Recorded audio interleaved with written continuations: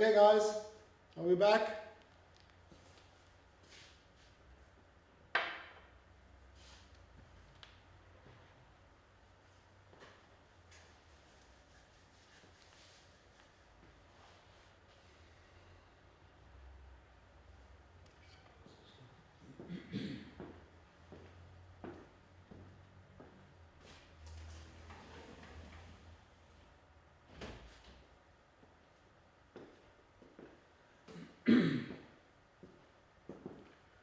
Okay, are we back?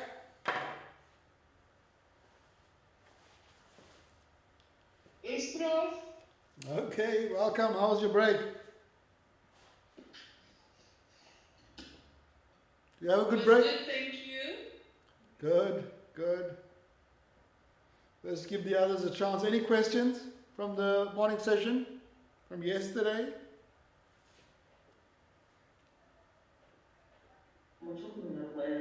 We're fine, Sam. Fine, so far so good. Yes. Okay, great. Let's just wait and we'll kind of get going. Kind of into the home straight.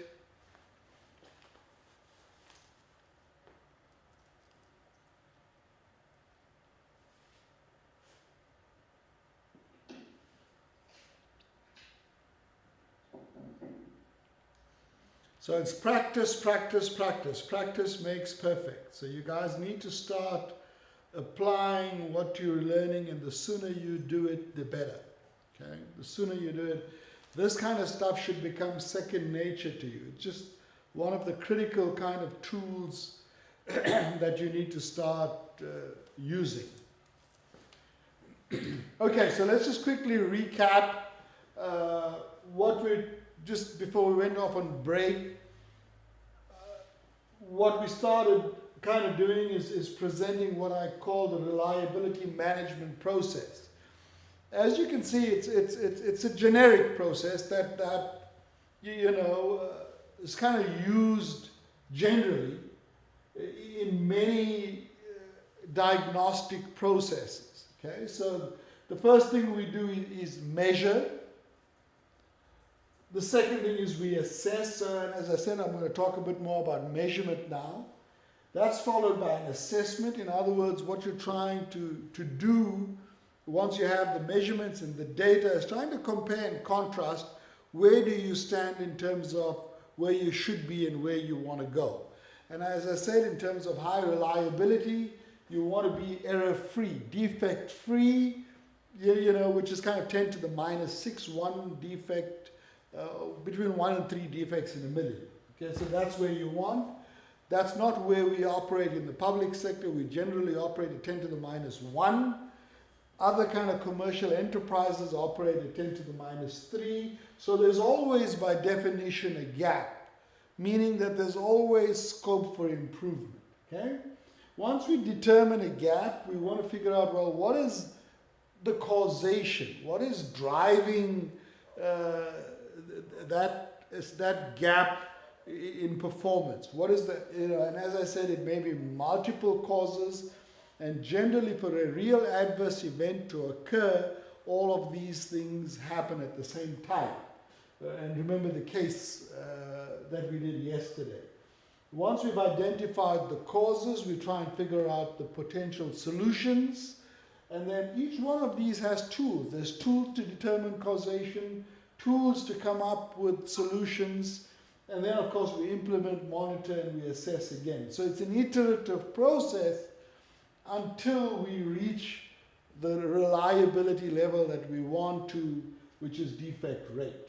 Remember I said everything begins with the process mapping. That's where reliability starts and that's where reliability ends. So it's something you've got to start practicing as well. We'll cover a bit more process mapping in your final module, but it's pretty easy. A process map is not a flow chart. A process map is actually walking the walk as the client, identifying the key steps and every single task within each step, and then kind of assessing and evaluating and timing each one of them. We use time pretty often because that's a pretty good proxy measure for efficiency and reliability. So process mapping is important. Any questions about this kind of reliability management process? It's the same irrespective of what you want to assess and evaluate.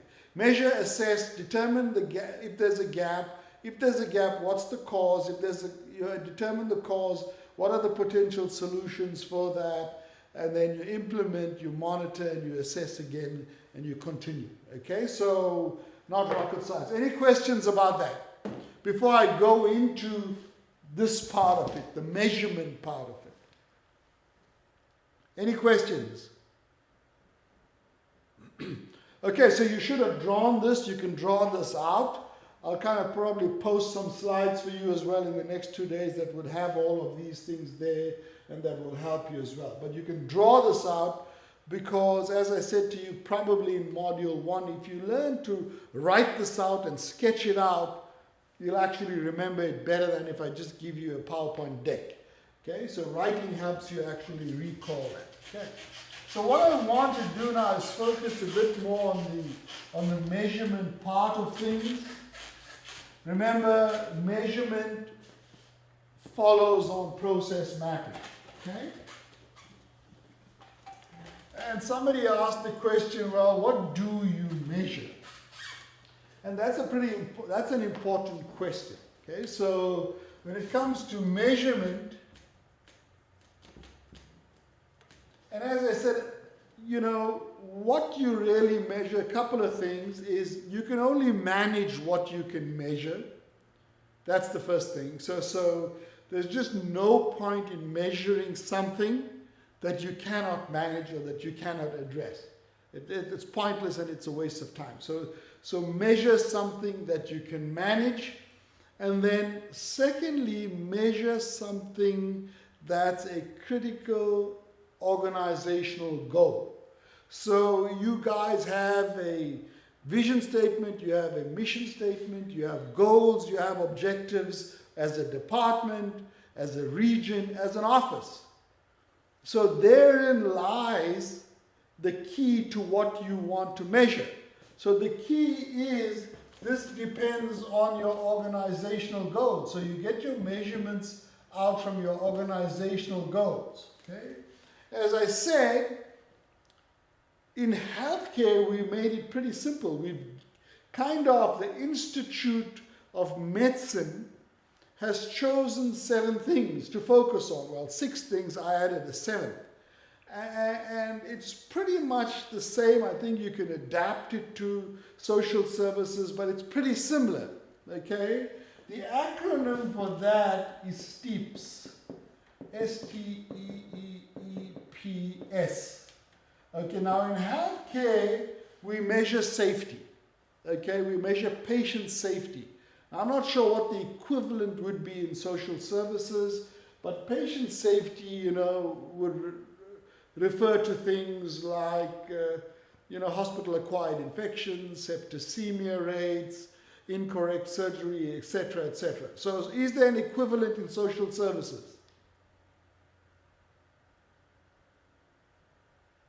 Is there an equivalent in social services to what we have, patient safety in healthcare? That's the question. Anybody?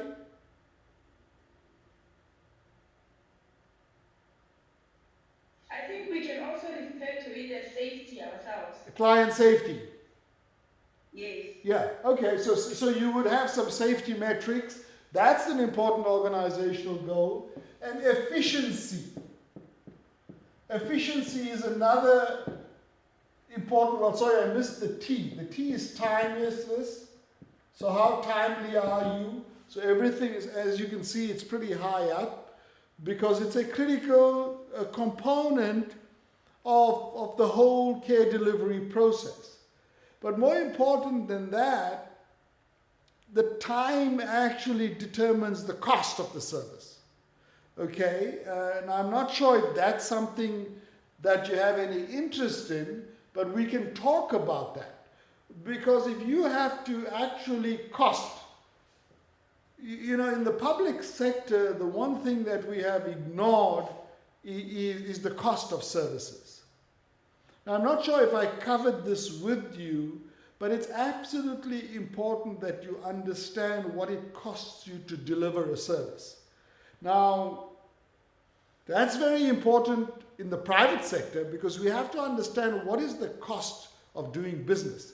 Because then that determines what price we sell the service or the product at. That determines what's our margin, and our margin determines whether we can grow and become better and bigger and better. Okay? In the public sector, the same philosophy should apply. But what we have never taken the time to do is to figure out what is the cost of the service that we offer. So if I have to ask you, what does it cost the department for the average social services consult? Do you have that? Do you have a cost?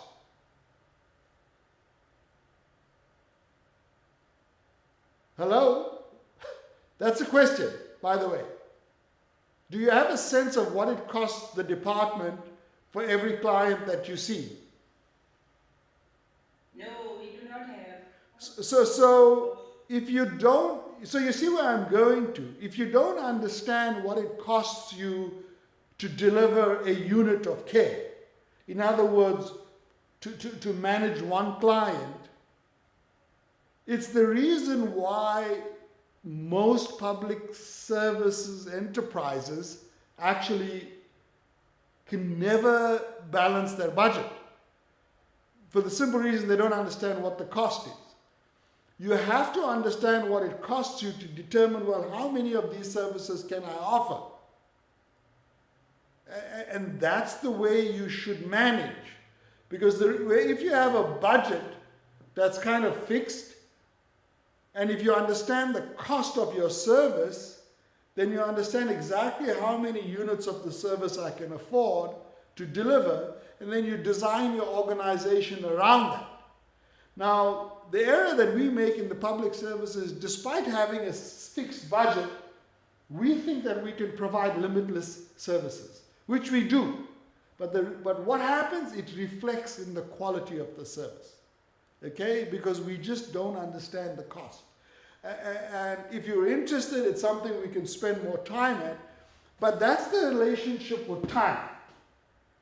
Because in the service industry, like social services, our cost is determined by the time that we spend. Okay? So timeliness is extremely important because, in effect, what are we selling in social services? We're selling professional time. So to the extent that we can compress that time means that we are able to reduce the cost of the service. If we reduce the cost of the service, we can deliver more and hopefully deliver better as well. But we need to understand that, okay? And that's why timeliness is extremely important, and that's one of the reasons we constantly measure time, because time is money. It's money to you, because the longer you take to deliver something, the more expensive it is to the department. The longer you take to the longer you keep the client there, the more the client foregoes in terms of revenue, salary, etc., etc. So time is money, okay? If you're interested, we can do a costing exercise to help you understand what the average cost of a social services consult is. But it's critically important. I have never seen any public sector enterprise in any part of the world, and I work internationally, where the public sector understands the concept of cost. They have never taken the time to do it, and that's the reason that drives a lot of the inefficiency. Okay, so safety, timeliness, efficiency, effectiveness.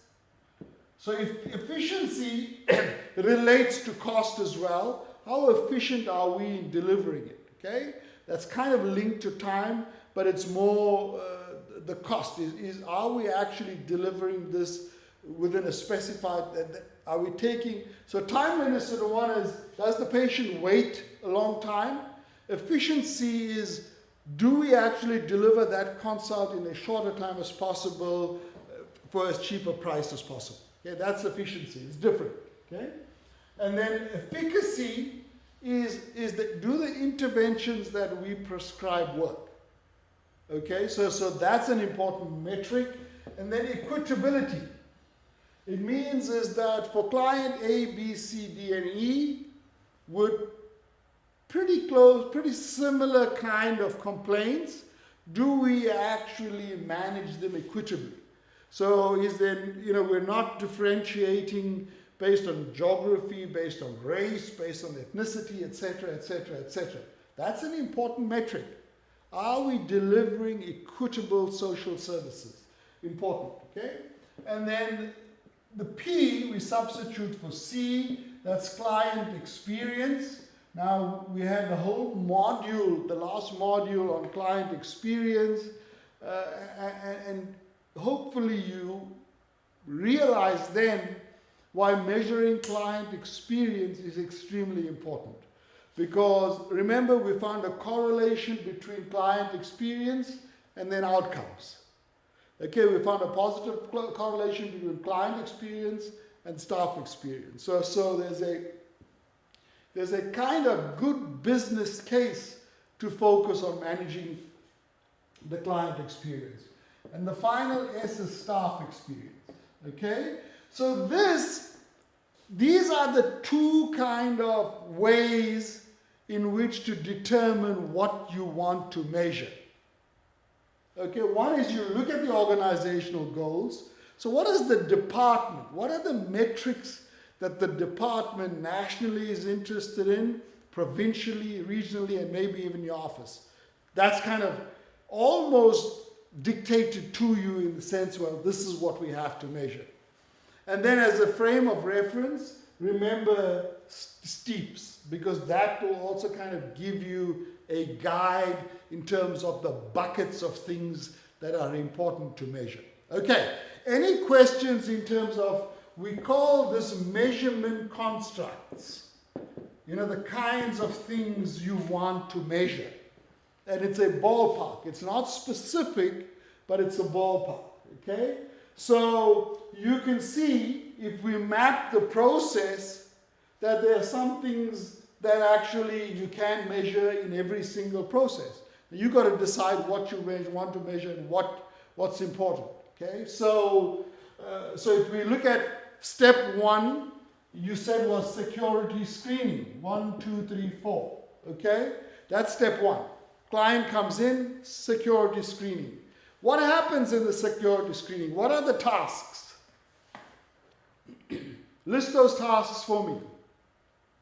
What should be the first thing that happens now that you attended the previous model? What's the first thing that should happen?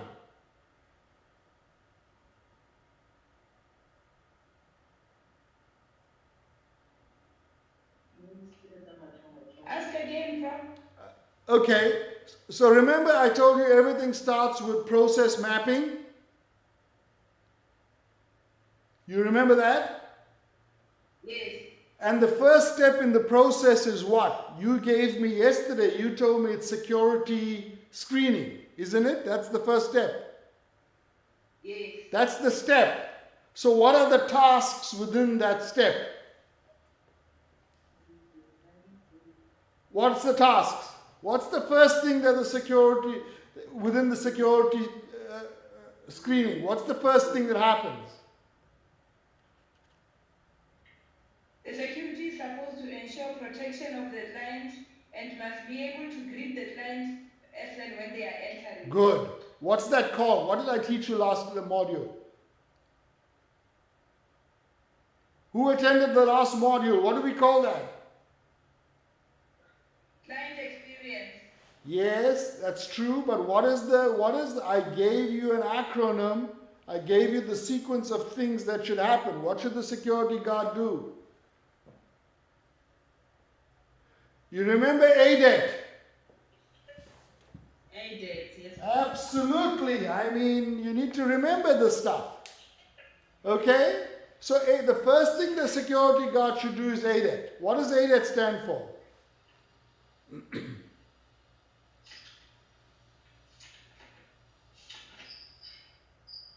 You're flipping through the, sorry? Acknowledge. Acknowledge. Good. Introduce. Introduce. Good. Duration. Duration. Good. Explanation. Explanation and thank you. That's ADET. Thank you. So ADET is the first thing in every step. So already you can measure a few things. The one thing you can measure already is measure client experience. That's the C. Okay? You can measure efficiency by measuring from the time the client walks into the gate till the time the security guard starts the clear. That's an efficiency measure. So the timeliness will be how long does it take from the time the client enters to the security greeting. The efficiency is how long the security guard takes for the clearance.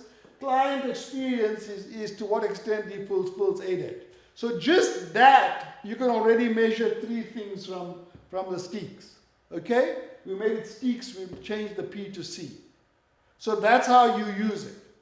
Okay? So it's a guide. These 2 things are merely guides. Organizational goals, and then the safety, timeliness, efficiency, effectiveness, equitability, client experience, staff experience. Okay? You can measure. So these are buckets of things that are important to measure. Any questions about these? Any questions about the constructs? We call these measurement constructs. The things you should measure. But it becomes easy once you've mapped that process out. Once you've mapped the process out, then you decide what you're going to measure. Okay? And what you measure, you'll find, will fall into these categories. So let's just do that process again quickly. We'll do it in the corner here. Vic, the screen's going to go off. Okay, so just walk me through that process again. What is that generic process that we spoke about yesterday? What's the first thing? Client arrives. That's the first, the client arrives, and then you get a security screening. What's next? COVID screening. COVID screening. And what's next? Taking of particulars by social auxiliary work. It's opening of a file or whatever it is. Yes. So open file, social auxiliary worker, and then what happens? Oh, after that, they go to the social worker. Yes, intake and assessment if there's a need. Yeah, but the social worker does that. Case assessment. Yes. And after the case assessment? Then someone said the file is taken to supervisor to Okay, the file. Supervisor assessment. And then after the supervisor assessment, what happens? It goes back to the social worker for intervention. Goes back, so then it's intervention again. It's intervention. Okay? And then after that, okay, so this is that process, generic process. Okay? So we'll keep this on the side. Now what I said is when we measure, we're measuring based on 2 things. Okay, we're measuring based on 2 things. What are the 2 things? The organizational goals. So DSD may already tell you, well, these are some of the metrics and objectives that we want to achieve. Do you have some of those already? You should have them. That you know that the department nationally needs those metrics for you. You have to measure those. You're measuring that for compliance. Okay? But you also have to measure to improve operations. Okay, and one of the guides for that is we'll call this STEECS, STEECS. Safety, timeliness, efficiency, effectiveness, equitability, client experience, and staff experience.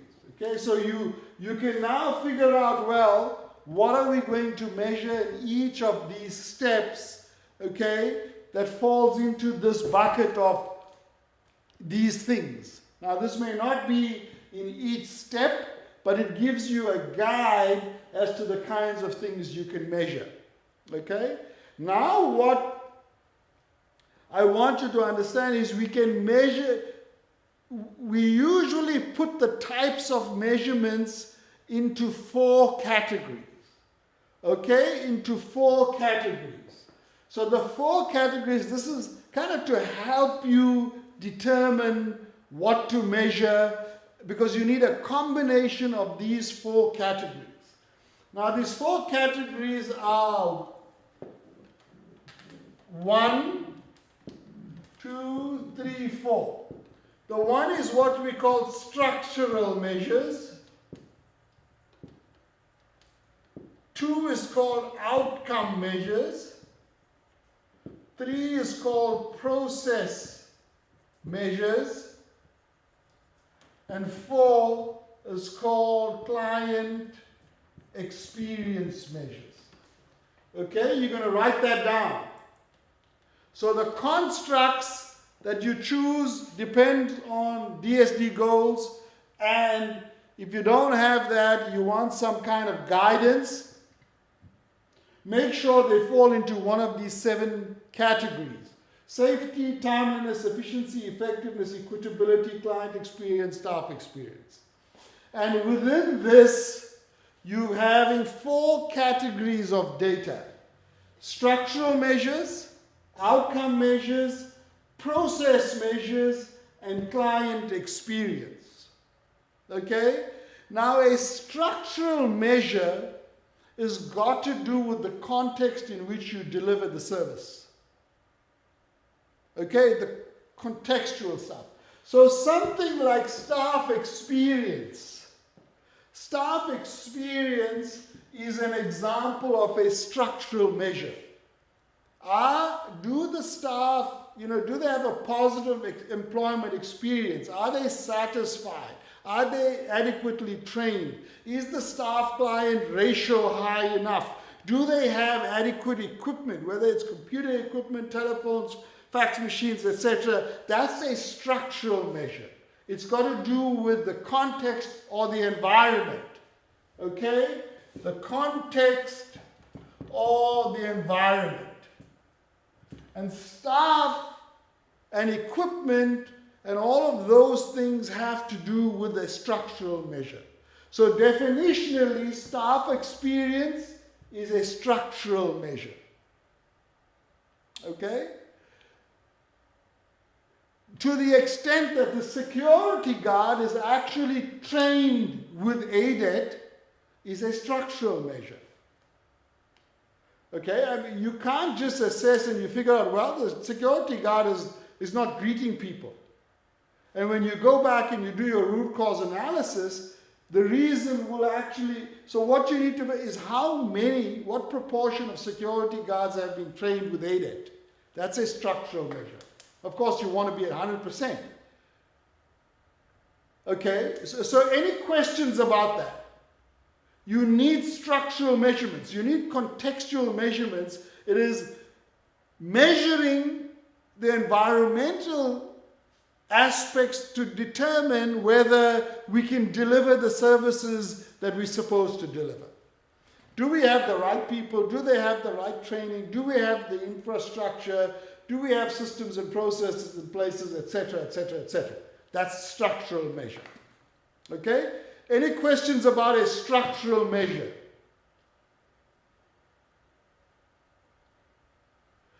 The opposite of that is the client experience measure. Now we've done all of this the last module, client experience. So, was the client greeted by the security guard? Was the client greeted by the auxiliary social assistant? Was the client greeted by the social worker? Was the client explained to what was going to happen? Was the client explained how long it's going to take? So those are all client experience metrics. Okay? There's client experience here. Okay? It's there because as a critical thing that you should measure. Staff experience is structural. It's critical. You have to measure it. Okay? So that's a client experience measure.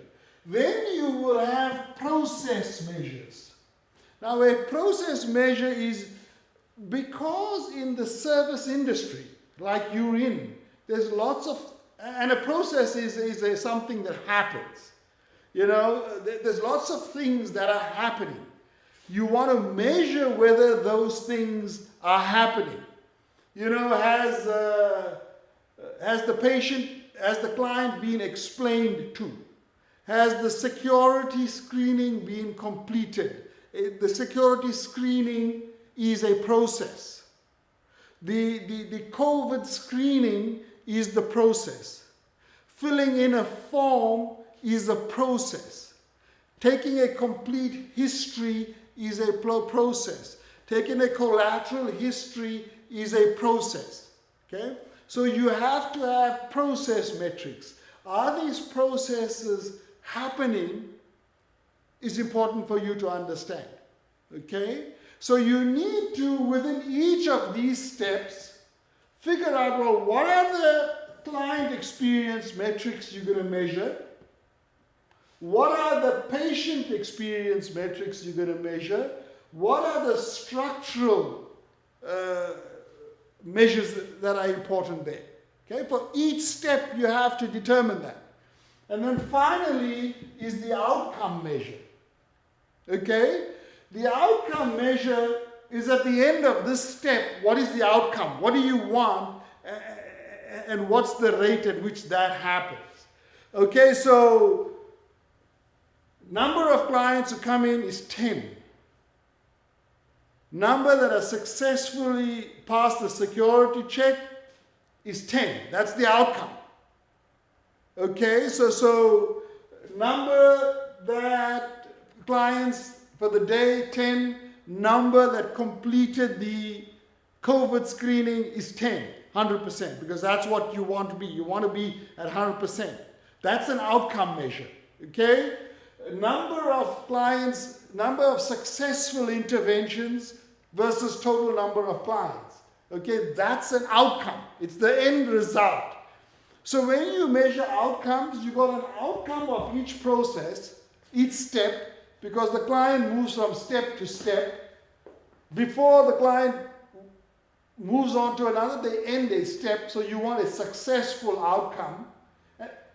Okay, so that's the way to assess it. There's things that are happening within the first step, those are process. At the end, there's an outcome. That's the outcome measure. Then there are things that are happening in the next step, that's process, and then there's an outcome of that. And then the person moves to the next step. So that's kind of the way you would determine this. Every step has a sequence of tasks. Those are activities. Those are processes. We need to measure that. At the end of every one, there's an outcome. We need to measure that. Coupled with that, we want client experience metrics. Client experience metrics you got from the last module. Everything you have to measure. And then we want structural metrics pertaining to staff experience, pertaining to training levels, skills levels, resources, materials, etc., that enable all of these. Okay? So this is kind of how you determine what to measure. Now, you may, from a managerial perspective, you don't want every single thing in there. As I said, in the failure modes and effect analysis, what you're really developing mitigation strategies for is for the tasks or the activities that have the most adverse outcome and impact. That's the one that you want to develop a mitigation strategy for. Now, similarly, we've got to decide for this whole process, this generic process, what are the kind of important measurements for us? So the only outcome measure you may be interested in is successful intervention. So if you've seen 500 clients a month, then what proportion of them have had a successful intervention? In other words, the outcome that you really wanted has been attained. So that may be one. You may choose another outcome from in between here, and you stick with those two. You've got to decide that what are the process metrics that you want to choose. So at the end of it, the supervisory note is actually determined what's going to happen. So the supervisory note, completion of the supervisory note is a process metric. Okay? 500 clients seen in the month, how many of these supervisory notes were completed within, remember, reliability forms completed within a time frame. That's a process metric. Okay, so you choose something like that. And that's how you determine what to measure. So it's not just haphazard, you're not measuring just anything. There's a logic and there's a rationale to how you're choosing these metrics. It's dictated by two things. One is the organizational goals. DSD will give that to you, either nationally, provincially. And the other, if they don't, and that's pretty powerful for you as a manager, is to use this acronym, the STEEX acronym. That will give you a guide in terms of what you will measure in each of these. Remember, it all starts, if you don't have this process, you really don't know where to start, okay? Once you map this out and the tasks within each thing, okay, remember the first step in each one is ADET. You already know that, okay? So that's something you can assess already. That's an experience, client experience. To the extent that that staff member is trained in ADET, that's a structural measure. Successful security screenings within a time frame, that's an outcome measure. Okay? Any questions about this so far, to this point? Any questions? Yes. If I understand you clearly on the outcomes, I can say it means has the service rendered effectively. Well, yes. Yeah, that's the outcome. They may all not be effective, but yes, that's what you're measuring, the end result. Now, as I said, once you've mapped the process out, the whole process of a client consultation consists of several steps. You've outlined these steps for me. At the end of every step, there has to be an outcome before the next step starts.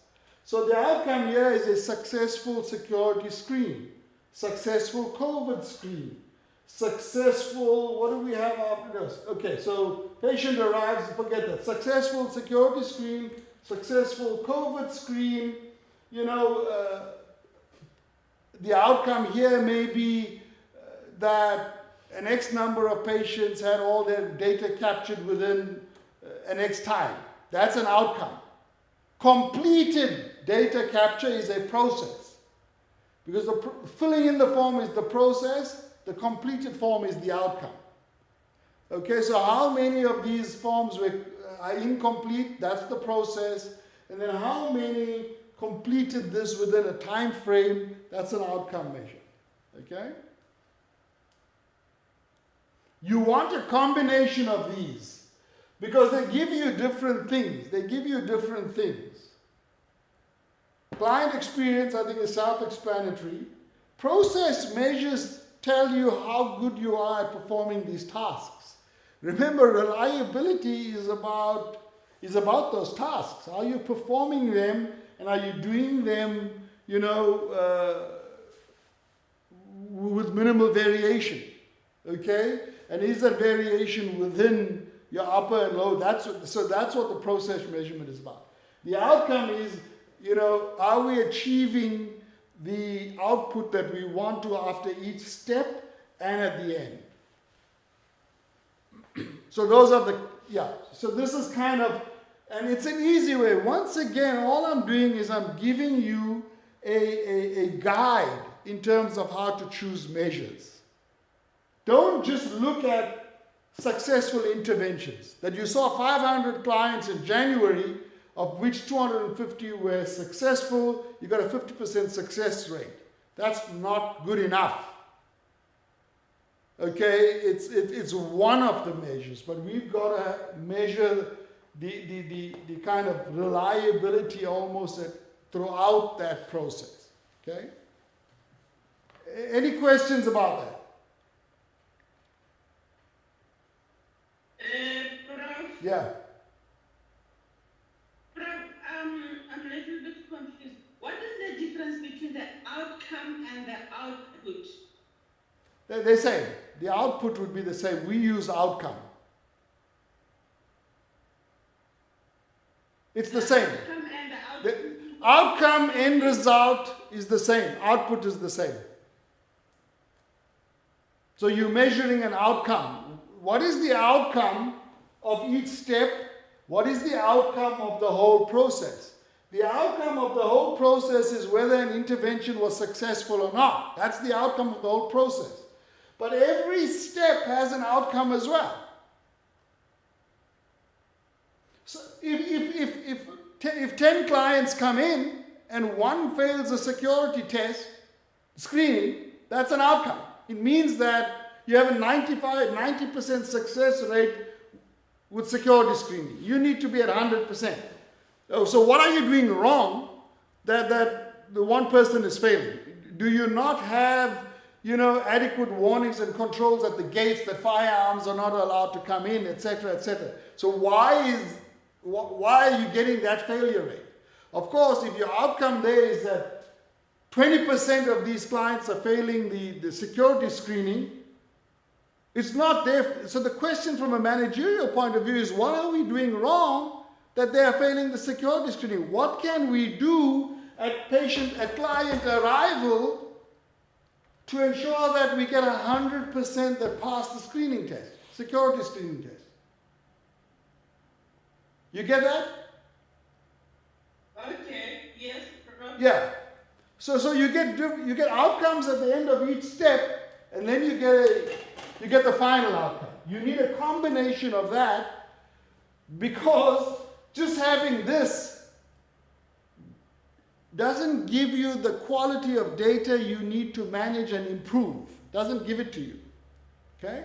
But understanding your process measures and outcome measures throughout gives you a kind of hint already of where to focus on to improve the final number. It's like mapping all of that data in the control chart, and just one glance will tell you, okay, this is a special cause variation, this is the trend, this is what we need to focus on. Okay, that's the whole point of it. But you need a combination of client experience, process, outcome, and structural measures. Okay, thank you, Prof. Okay. Any other questions? Any other questions about this?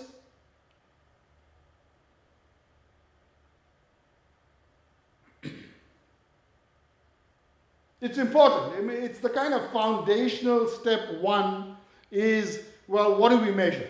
Okay? You should now have an idea of where this starts. Remember, it all starts with the process. Once you've mapped the process, determine what are the important process measures, what are the important outcome measures, what are the important client experience measures, what are the important structural measures. Structural relates to environment. A lot of that is do you have adequate staff? Are they trained? What are the other staff experience measures that you would want to put in place there? Okay? So it gives you a guide. So at the end of, when you're assessing and evaluating, you've got 4 different data points to look at. Are there process issues to focus on? Is there stuff related to the environment? Meaning, do I have adequate staff? Are they trained? Are they rounded on? Are they satisfied? And the same with the clients as well. Okay, so you need this diverse kind of measurement approach. Not just one measurement is successful interventions. That's not going to cut it. Any questions?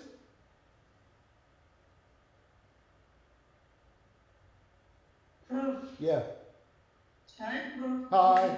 I want to check on the structural issues, isn't it? Right. Structural measurements. I can see here we were focusing more on the internal issues. Right. Isn't it? Yeah. Well, most of what we're doing is internal. To say, because some of the things can be influenced by what is happening outside the organization. Yeah. So do we still do that with Yes. structural Yes. measurements? Yes. You got to report. You know, so let's assume your efficiency rate, the number of clients you consult per day is low. You're not going to be able to explain that if you don't have a structural measure, meaning that your client social worker ratio is low, or the fact that your social workers have not been, completed their training, or the social work, or you don't have access to IT technology, or whatever. So you need, because very often structural measures explain poor performance. Very often that's the case. And you need to measure that. Okay? You need to benchmark. I mean, some of it is simple. If you see 50 clients a day, you've got 2 social workers, clearly the ratio is out. If the normal acceptable ratio is, I don't know, 1 social worker, 5 clients a day, or whatever. So you need to document all of those things because they help you in understanding causation. Remember, you're going to have to explain why the stuff is going wrong. If you don't measure it, you're not going to suitably explain why that's the case. Yeah. And remember, your frame of reference is your organization. If you have an inadequate budget, that's a structural measure. If you have inadequate staff, it's a structural measure. If you don't have equipment or infrastructure, that's a structural measure. You don't have, so your staff are not trained. That's anything pertaining to your tools of the trade and the environment is a structural measure. You have to measure it. And that's what I said, staff experience is actually a structural measure. You need to. And once again, the frame of reference is your operation. If you're dependent on national office for budget allocation, staff allocations, that may be the case, but from your office point of view, you have an inadequate budget, you have an inadequate staff ratio, your staff have not been adequately trained. I mean, there may be a reason for that, but you have to measure that. You have to.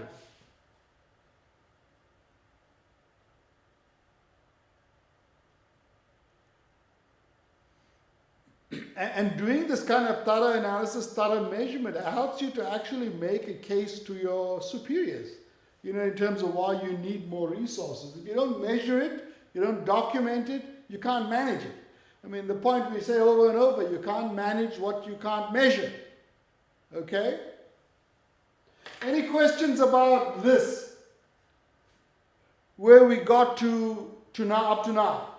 Now, it sounds simplistic, but you also have to practice the difference between structural, process, outcome, and client experience. Some of it is pretty self-explanatory. Some is not that easy, okay? Differentiating between what is an outcome measure and what is a process measure may not always be easy. What's a structural measure? What's a client experience? Generally pretty self-explanatory. But you have to practice, an outcome versus a process. So whenever something is an activity, that's a process. So has the activity been completed? That's a measuring the process. Okay? Any questions? The other point that I wanted to bring up while we're still talking about measurement is the fact that we generally will report measurement as a rate, ratio, or proportion. You know, we will not report them as you saw actual weight times 1. We report them as a rate or a ratio or a proportion. Okay? Now, and that's purely because we have a lot of data and it's very difficult to actually, you know, report each individual. So it makes more sense to actually have a rate, a ratio, or a proportion. Now for you to do that, you need a numerator and you need a denominator. Okay? So, and if you multiply that by 100, that will give you the percentage, the proportion or the rate or the ratio. Okay? So, the denominator is usually the population size. The numerator is the actual number of incidents. Okay, so if you reviewed 70 folders, okay, and what you're looking for now, let's give you a scenario. You're looking for completed supervisor's notes. Completed supervisor's notes is what? Is it a process or is it an outcome?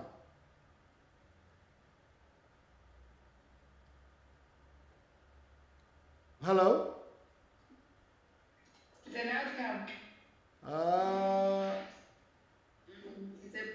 It's a process. Because, you know, you're looking to see, has the supervisor completed, it's a process. It's an activity that the supervisor has to do.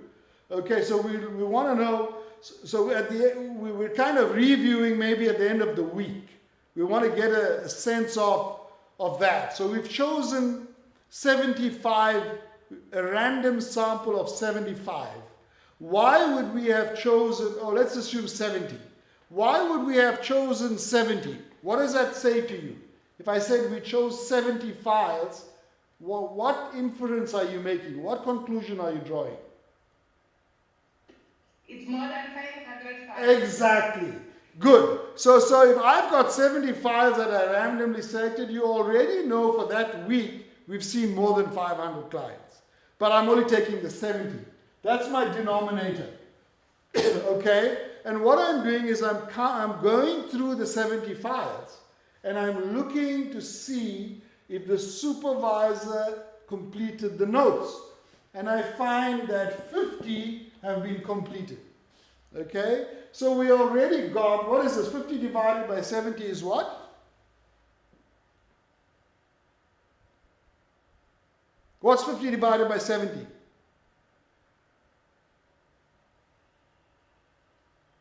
35. Aibo. 50 divided by 70. Oh, 0.71. 71.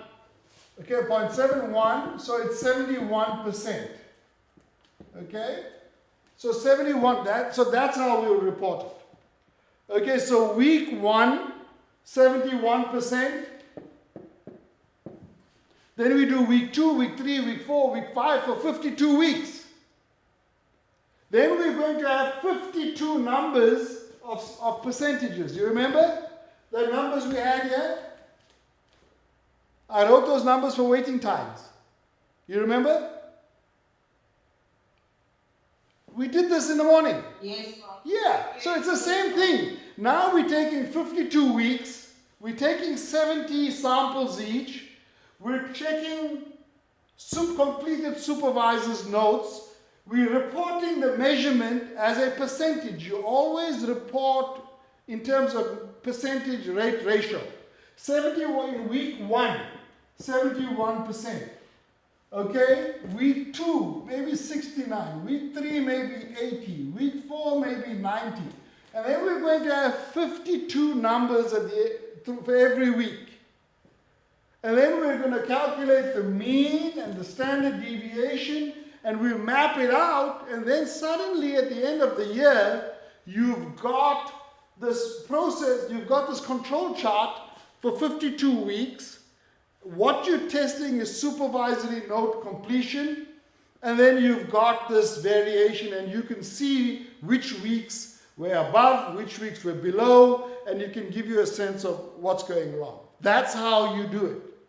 Okay? So you will do this for basically anything you want. You can only do this once you've mapped that process and you make a decision in terms of what's important and what's not important.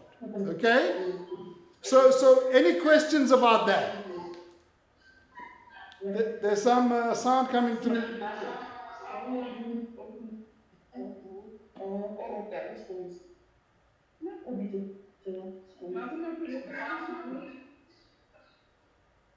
We're getting some sound coming through. If you don't have a question, please mute. Okay, so did you understand what I was doing in this case? Do you have any questions about this?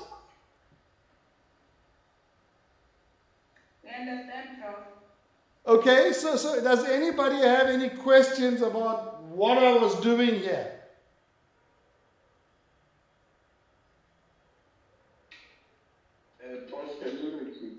Can I? Okay, good.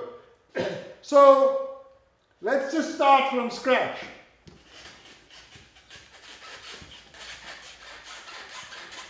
What's the first thing we do? What's the first thing that we do?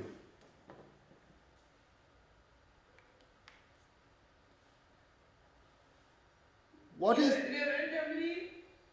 Sorry? You check the number of lives that have been seen. What is the first thing?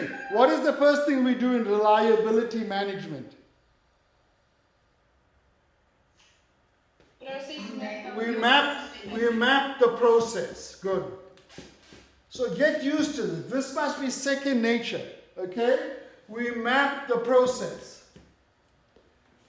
Client arrives. Security screen.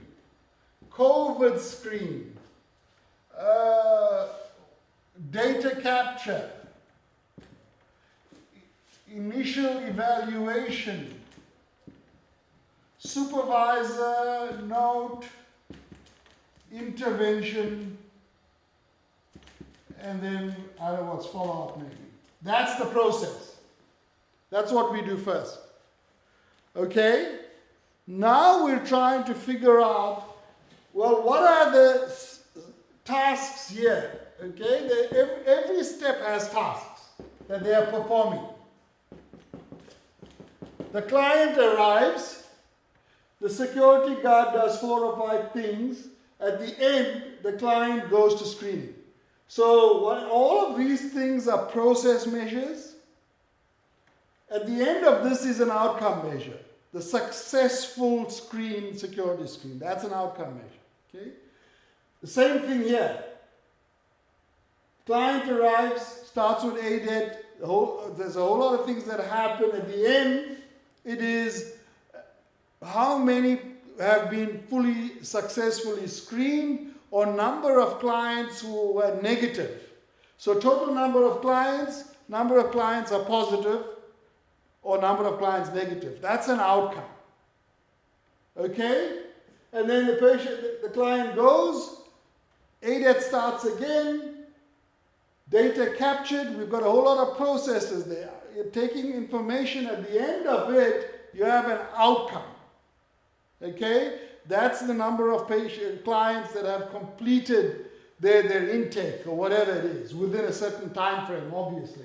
And then, so that's what it means. Okay? Now what we're doing is we need to measure stuff to figure out, how reliable we are and where we are. So I've given you kind of suggestions on what you're going to do. So you're going to either look at your organization might tell you that waiting time is important. You need to focus on that. Then you're going to measure the waiting time. Okay? But if they don't, you've got the Steeks thing to fall on, because this is what you can measure, components of this. Now these will fall into 4 categories: structural, process, outcome, and client experience. Okay? There are 4 there. Okay? Now, for us, we have just, so we're going to make a decision for this generic process. What are the critical things that fall into these categories that we want to measure? And we decided that, well, one of the things that's really important is this, because that determines the intervention, is the supervisor's note. Okay? We want to figure out, well, how many are the supervisors completing the notes within a given time? Because that dictates the intervention. So at the end of the week, we want to collect this data weekly. If we can collect it daily, that's perfect. But if we're going to do this weekly, we're choosing, so it's this step, it's the supervisor's notes. We want to check the process there. That is completion of notes. Completion of notes is a process. Filling in. Okay, has that process been completed or not? Okay? And we decided, well, okay, remember when we measure, we're always measuring rate, ratio, percentage. That's what we're measuring. And we decided this is one. Now we're measuring several things, but one of the things is we want to see, are the supervisors completing their notes? So on Friday, what we do is we pull out 70 files randomly. Now the reason we chose 70 files is because for the week, we saw more than 500 clients, and you know that we do not have to check all 500.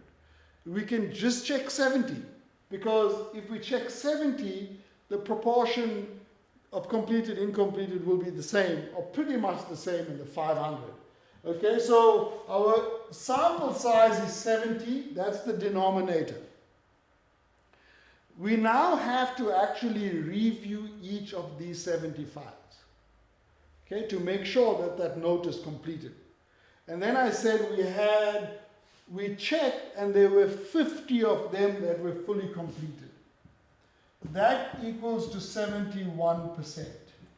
71% of supervisors' notes were completed within the week. Okay, that's an important statistic for us. Okay, we already know that we're 29% short. Okay, but that's still not good enough. I mean, there's something to work with here. But we want to know, well, what was it like last week and the week before and the week before? Can we relate the percentages of completion to anything? Can we find a causation, or is there a pattern that's going to, give us some information or alert us to something? Because the static 71%, although valuable and useful, is not the full story. Okay? So let's assume this was week 1. At the end of week 2, we do exactly the same thing. Okay, and then we get a percentage of 65%. Week 2. Then week 3, 78%. And we go on and we go on. And what we're actually picking up is a set of scores. Okay? We're going to have, at the end of, let's say, a year, at the end of 3 months. At the end of 3 months, what you're going to do is you're going to have 3 months, weekly, you're going to have about 12 different numbers here, percentages. 70, 80, 90, 100%, 55, whatever. So 12.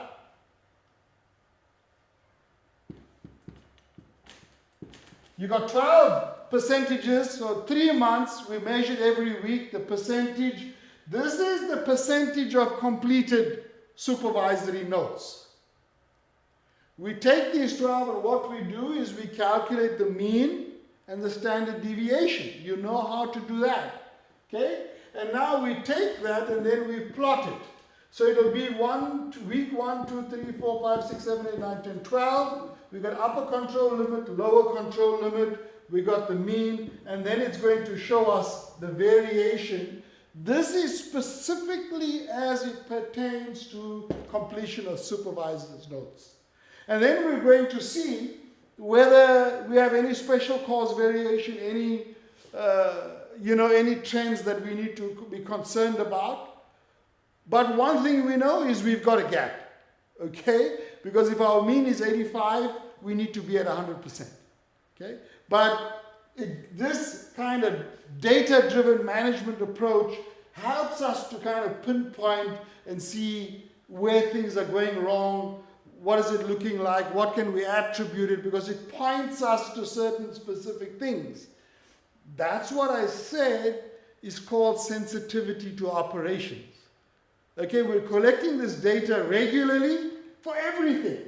This is supervisory note completion. It could be aided by security guards. It could be aided by, it could be how long does a security guard take to complete the security assessment. We've got numbers there. How long does a client have to wait between a security check and a COVID check? We've got numbers there.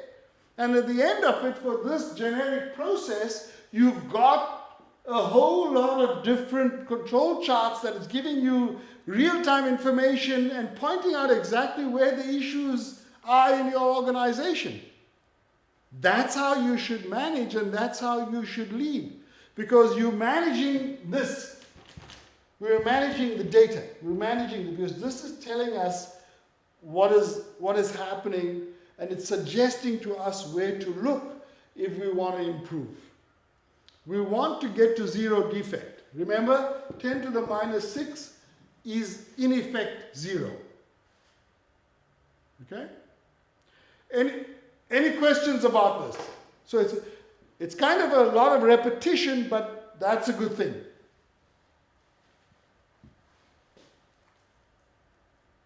Any questions?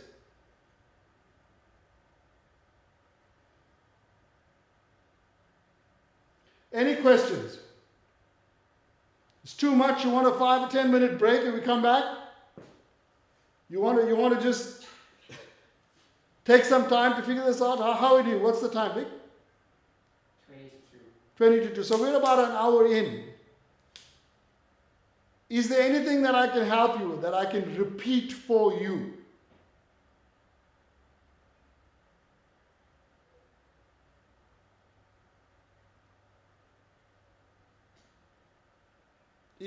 Is this that clear? Am I that good that you understand it without having any questions? Well, now, yes. Anybody else? Yes, it's understandable because it's clear. It's getting clear. Yeah, good.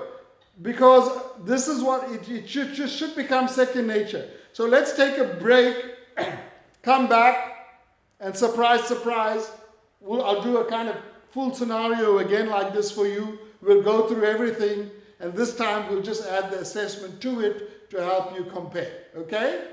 And then when it comes to causation, we could probably touch on that, but what I want to do in your final module is kind of go through the whole innovation, idea generation kind of strategies, which actually feed into this. But let's see how far we go. Okay, what's the time, Vic? 22. How long do you need? 15 minutes? 20 minutes? 20 minutes. Take 20 minutes. Please, when you come back, if you have, let's rewind to yesterday, because this will now be your last segment. So let's rewind from the time we started. If you have any uncertainty about anything, we will cover it. Because I don't want to leave here and leaving you with, oh damn it, I don't know, I don't understand this, it's not clear enough. Remember, if you didn't get something, there's others in the class that didn't get it either. So ask it, okay? At the end of today, I want you to be comfortable, and most important, I want you to be competent. If you go back and if you have to just do something like this, you should do it pretty flawlessly because you understand that sequence of steps that it takes. Okay? So we'll see you at 2 o'clock. Come back with questions and we'll once again do another exercise and take you through this thing systematically again. Okay. See you at 2.